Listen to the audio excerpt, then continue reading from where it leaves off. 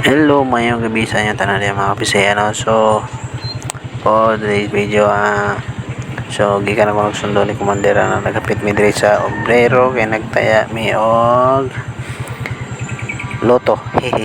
May na lang maka chamba babasin day. Para natin pampalit a city. Ay, wala ya city ang motor. Tayo dali. So, karon mga Bisaya, palakaw na mi. So, humana mi og taya sa loto. Ayay.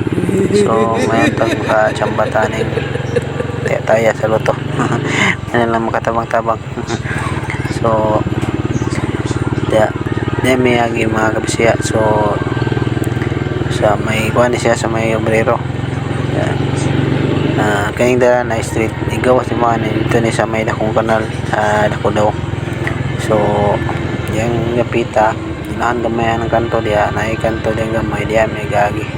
Kaya nagisundan naman ang kanang sakinan. So, dito ka na pa straight kay na may nakabutang signboard diya nga bawal mo kuan, pero na magiapoy ga sulod. So, nanim din mga Pinoy gahig ulo. Iyay, sakpan to at dakit patay dakpan dito. So, dire mosulod mo dire, hinay lang mo kay lahi dako king ham dire. So, hinay lang yun kay ang ham dia murag tagahawak. Iyay, ikuha na biyan siya dire sa una mga kabisaya, no? Yung tangag paskil dire sa kanto nga do not enter exclusive area daw.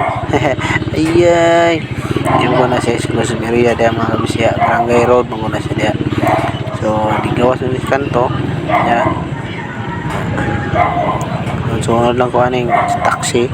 So, una tagamay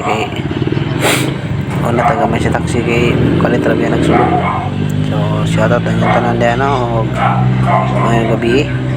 So, amping tanan sa inyong mga biyahe. So,